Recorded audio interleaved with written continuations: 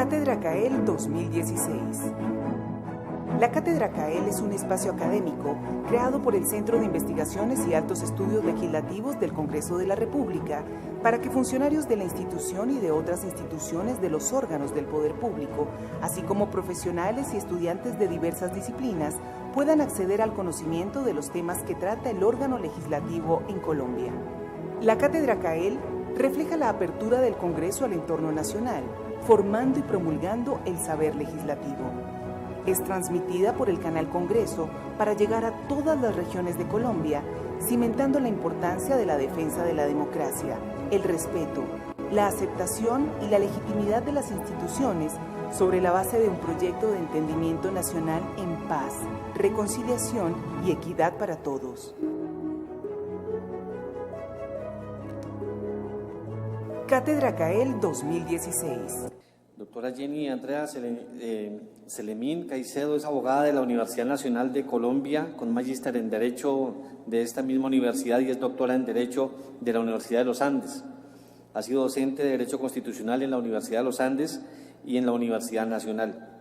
Autora del libro Interpretaciones jurisprudenciales desde la perspectiva de los jueces y las juezas de Colombia en área contenciosa administrativa.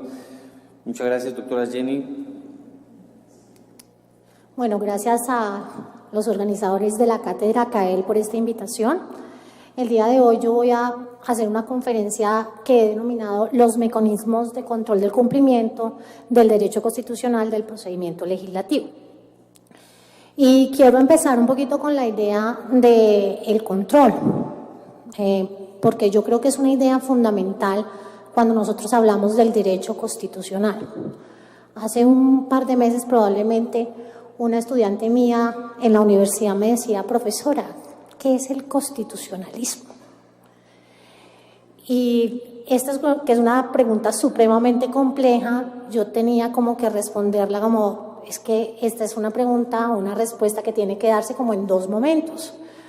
Porque en el momento actual, si uno dice el constitucionalismo es algo, tendrá que hablar, por supuesto, de la idea de los derechos fundamentales y de la importancia y materialización de los derechos fundamentales.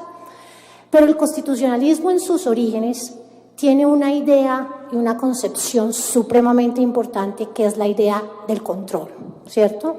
Del chequeo de los pesos y los contrapesos para evitar que haya gobiernos despóticos o que haya que se intente usurpar por parte de algunos el poder que debería estar separado para que el Estado funcionara de manera adecuada. Entonces, un poco la idea es tratar de revisar cuáles son los mecanismos con los que cuenta el derecho constitucional para controlar lo que ocurre al interior de las legislaturas. Y uno puede hablar de distintos tipos de mecanismos para controlar lo que ocurre en las legislaturas a partir del derecho constitucional contemporáneo. En primer término, hay mecanismos de control vertical y en segundo lugar, hay mecanismos de control de carácter horizontal.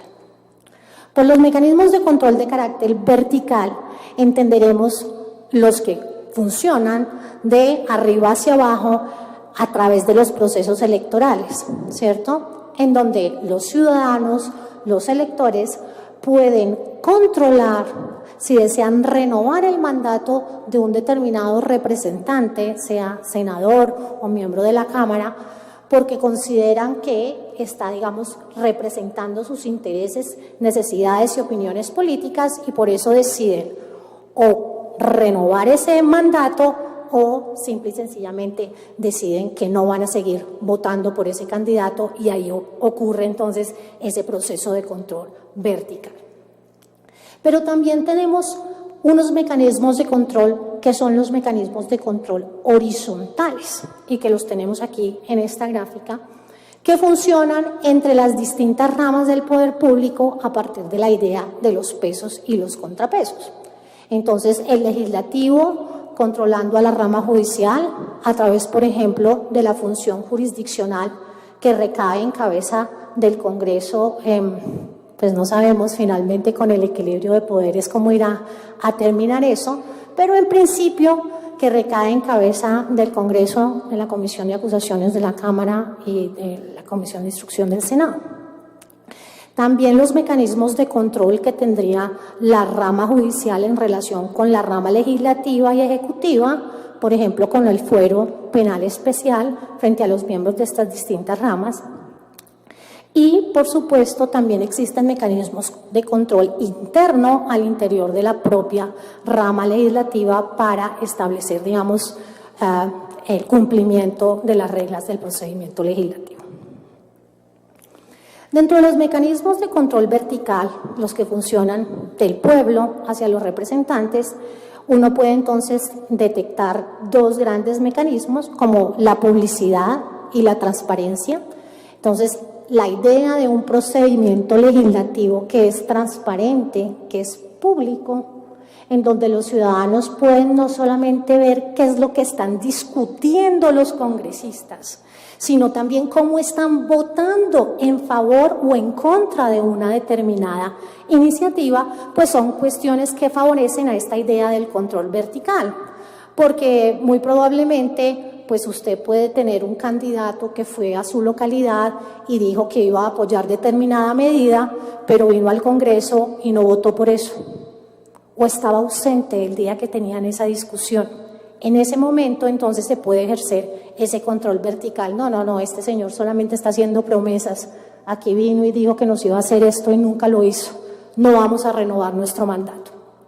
Y pues obviamente como gran factor de control vertical está la responsabilidad electoral. No vuelvo a votar por él o sí vuelvo a votar por él. Pero estos mecanismos de control vertical tienen lo que yo quiero llamar una dimensión de carácter sustantivo.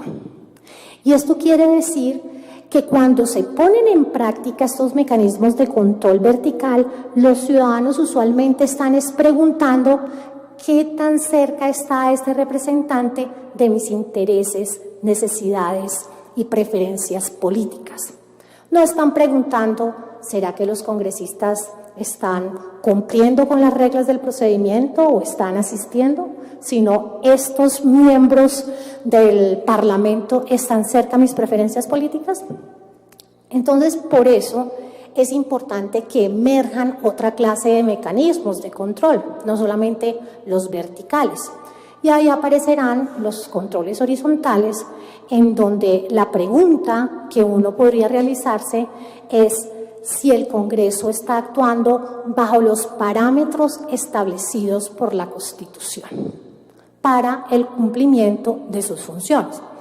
Y esta es una pregunta que tiene una dimensión procedimental en donde básicamente lo que nos cuestionamos es: ¿se está siguiendo las reglas del derecho constitucional del procedimiento legislativo cuando se efectúan los quehaceres parlamentarios? No tiene importancia aquí el tema sustantivo. Las distintas preferencias políticas pueden tener aquí un espacio, pero la pregunta tiene que ver es si estamos cumpliendo con las reglas del procedimiento legislativo. Entonces hay distintos mecanismos de carácter horizontal para verificar si se está cumpliendo con las reglas del derecho constitucional del procedimiento legislativo. Yo tengo aquí algunos determinados. Tenemos mecanismos internos como la canonización, la internalización, los mecanismos de disciplina interna de las legislaturas, y hay otros mecanismos que son externos como el control constitucional del procedimiento legislativo, la objeción presidencial y el control disciplinario externo, como el que nos estaba refiriendo el profesor Quintero en su intervención, que sería el que hace la Procuraduría General de la Nación frente a los congresistas, o el que haría el Consejo de Estado con la acción de pérdida de investidura también de manera disciplinaria. Quiero hablar un poquito de estos mecanismos para centrarme en el más importante de ellos, que será los mecanismos de control externo, específicamente el control constitucional del procedimiento legislativo. Y empecemos entonces como con los mecanismos internos. Los mecanismos de control interno, como su nombre lo indica, son mecanismos en donde no se requiere la presencia de otra autoridad, sino que internamente los miembros del Congreso o de la legislatura cumplen las reglas del procedimiento, digamos, dependiendo de distintos estándares. Entonces, el primer mecanismo ha sido denominado por la doctrina como el mecanismo de la canonización, que es la idea de que existen ciertas normas y procedimientos que son tan importantes que el irrespeto o la transgresión de estas reglas se convierte en algo impensable, insospechado, ¿no? Es inaudito que alguien vaya a romper o quebrantar una regla del procedimiento o una regla del derecho constitucional del procedimiento legislativo. Es difícil tratar de encontrar un ejemplo para mirar cuál sería un texto canónico que no sea susceptible de ser transgredido cuando alguna preferencia sustantiva política quiera empujarla. Pero a mí se me ocurre, por ejemplo, la regla que establece la instalación de las sesiones del Congreso. Yo creo que si hiciéramos un ejercicio, ese debe ser el día de mayor asistencia en el Congreso de la República. No solamente vienen, sino que todos vienen elegantísimos, entonces pues viene la prensa y nos dice que fulano de tal vino con el vestido tal y que la más elegante fue no sé quién, y entonces si le pusieron la banda al revés a alguno, entonces hay un escándalo, porque ¿cómo le van a poner la banda al revés? Esto es inaudito, es insólito. Entonces son reglas o textos canónicos que hacen que haya una aceptación de que es importante cumplirlas y que no se deben transgredir. Hay también otro mecanismo de control interno que tiene que ver con la idea del punto de vista interno y que es conocido como la internalización y que tiene que ver con este propósito de que las reglas jurídicas son aceptadas ya no solamente porque hay una sanción a su incumplimiento, sino porque los miembros de una determinada comunidad consideran que estas reglas son importantes, son legítimas y por ello las cumplen, ¿cierto? Entonces, por ejemplo, pensemos en reglas de tipo informal que son muy generalizadas en los parlamentos, como por ejemplo la cortesía parlamentaria. Seguramente, pues aquí a veces ocurrirán como en todos los congresos, aquí no tenemos esos ejemplos de los zapatazos por allá de los asiáticos, pero sí hay pueden haber subidas del tono de voz, pueden haber de pronto algunas molestias, pero casi siempre y en términos generales la cortesía parlamentaria es algo que caracteriza las actuaciones del Parlamento, precisamente porque hay una aceptación de que este buen trato interpersonal, este trato deferente, a pesar de que seas mi enemigo político, yo te respeto, puede generar unos ciertos réditos inclusive a la hora de conseguir negociaciones y coaliciones para las votaciones. Entonces son reglas que son cumplidas porque son internamente aceptadas por los miembros de la institución. Pero hay otros mecanismos de disciplina interna que son un poco más complejos, que ya no dependen solamente de la voluntad de querer pertenecer a la institución o ser aceptado en la institución, sino que tienen aparejadas cierto tipo de sanciones. Y estos serán los llamados mecanismos de disciplina interna de la legislatura, ¿cierto? Que son todas las normas que, digamos, están contenidas en el reglamento del Congreso y que son controladas internamente por los miembros del Congreso de la República. Entonces aquí hay una tabla que yo la traje más como para mí, para poder como hacer un paneo de algunas de esas reglas, pero hay distintos mecanismos, hay mecanismos que son de tipo individual o mecanismos que son de tipo plural, ¿cierto? En donde un miembro del grupo o un órgano del Congreso está pidiendo o solicitando que se respeten las reglas del procedimiento legislativo. Entonces, por ejemplo, cuando a la mesa directiva se le pone a controlar las desviaciones de las reglas o a la plenaria a tomar decisiones en relación con si un determinado tema tiene que volver a comisión o no, o, por ejemplo, las mociones de orden, ¿cierto? Que ya son congresistas individualmente considerados los que levantan la mano en la mitad del procedimiento legislativo para decir aquí estamos cometiendo una irregularidad o estamos contrariando el reglamento del Congreso. todo esto sería el tipo de mecanismos de disciplina interna con los que cuentan las legislaturas para controlar el cumplimiento de las reglas del procedimiento legislativo. Kelsen, que es uno de los más importantes juristas, además de señalar la existencia de mecanismos de disciplina interna y externa, señalaba que los mecanismos de control del procedimiento legislativo pueden tener un carácter preventivo o un carácter represivo.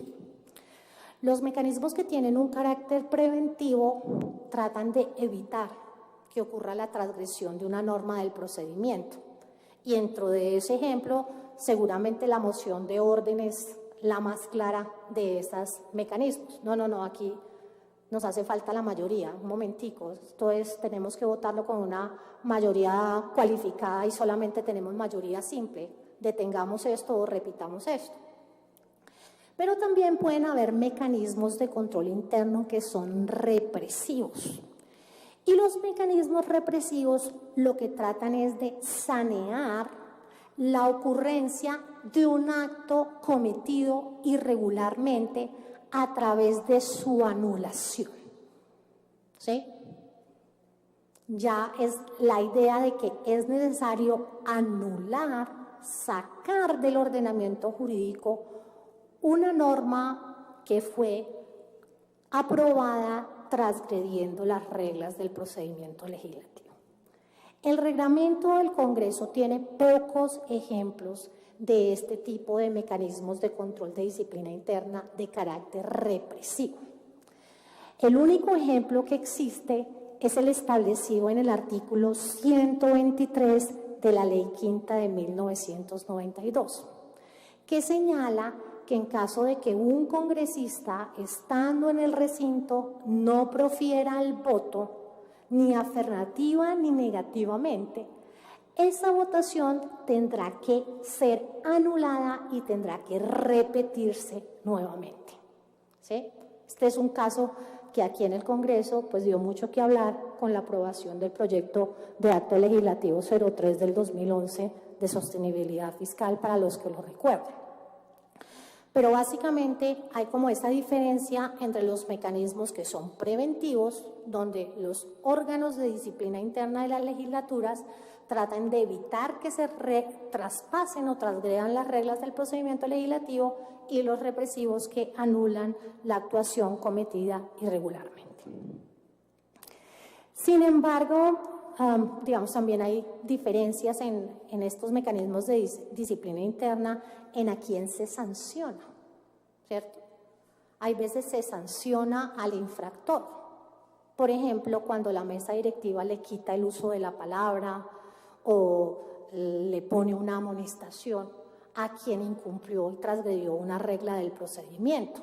Y otras veces lo que se sanciona es el acto cometido irregularmente, que tiene que ser repetido, como en el caso del artículo 123 de la Ley Quinta del 92. ¿Qué dicen los teóricos del derecho en relación con estos mecanismos de disciplina interna? Uno puede encontrar como dos tipos de posturas. Algunas posturas defienden la importancia de estos mecanismos como una forma de proteger el principio de separación de poderes, ¿sí? Entonces, al Congreso y a los miembros del Congreso debería dárseles absoluta potestad para que sean ellos los que controlen las desviaciones a las reglas del procedimiento legislativo por la calidad y la dignidad del cargo que ostentan, por la representación democrática que tienen y porque finalmente pues están los mecanismos de control vertical y la gente verá pues si renueva o no el voto a los congresistas que transgredan las reglas del procedimiento. Esa es como una postura. Otra postura es la postura que dice: los mecanismos de control interno son mecanismos sumamente débiles, porque estamos hablando de actores políticos que probablemente por razones sustantivas se van a ver tentados a romper las reglas del procedimiento legislativo para que sus proyectos de ley salgan adelante, ¿sí? Entonces, como la típica idea de, a mí me gusta mucho poner el ejemplo de un capítulo de House of Cards, que yo sé que es como una serie que todos ustedes han visto y los que no, pues la tienen que ver, donde el protagonista, que para esa temporada, que era la primera, era congresista, le dice al speaker, mire, vaya, búsquese una regla de procedimiento aquí para que podamos a esta gente detenerla, y los apremian y entonces van y llevan a la policía y los cogen. Bueno, el que quiere hacer que su proyecto de ley pase puede buscar la regla del procedimiento para romperla y para hacer que esto ocurra. Y entonces, frente a esa idea de que las motivaciones sustantivas pueden hacer que las reglas del procedimiento sean rotas o sean transgredidas, emerge la idea de los mecanismos de control externos, en donde ya no son los miembros del Congreso los que se disciplinan interna e individualmente para cumplir las reglas, o porque son importantes, o porque hay que cumplirlas, o porque hay unos mecanismos dentro del reglamento que así lo disponen, sino que son unos órganos externos dentro del principio de colaboración armónica los que están chequeando cómo se desenvuelve el procedimiento legislativo y cómo se desenvuelve el cumplimiento de las reglas del procedimiento legislativo.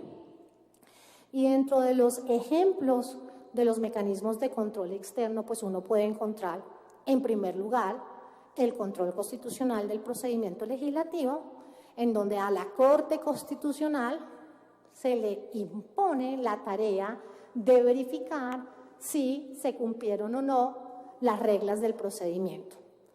La objeción presidencial también, donde es la rama ejecutiva la que puede utilizar argumentos de orden procedimental para decir, no, qué pena, yo no sanciono esta regla porque esto debía ir, por ejemplo, por vía de ley estatutaria y esta es una ley orgánica.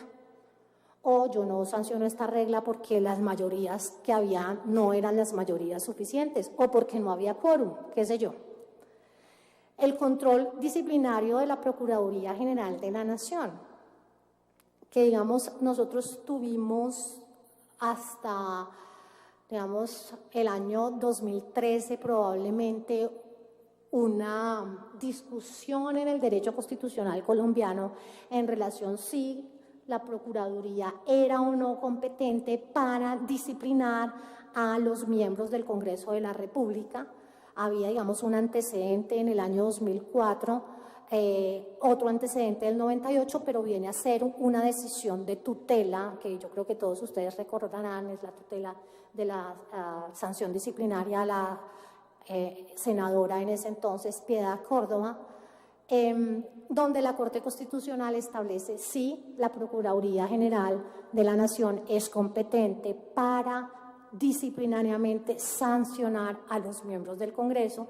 Y entonces tal vez, Gustavo, eso pueda ser benéfico, es porque estas reflexiones que tú estabas haciendo acerca de los problemas del procedimiento disciplinario, cuando ya le tocan en carne propia a quienes están haciendo las leyes, pues puede hacer que se preste atención a estas reflexiones que desde el derecho disciplinario se viene haciendo como de las grandes preguntas en relación a si vale la pena tener un procedimiento como tan complejo, tan poco garantista y con sanciones tan graves y tan gravosas para los disciplinados.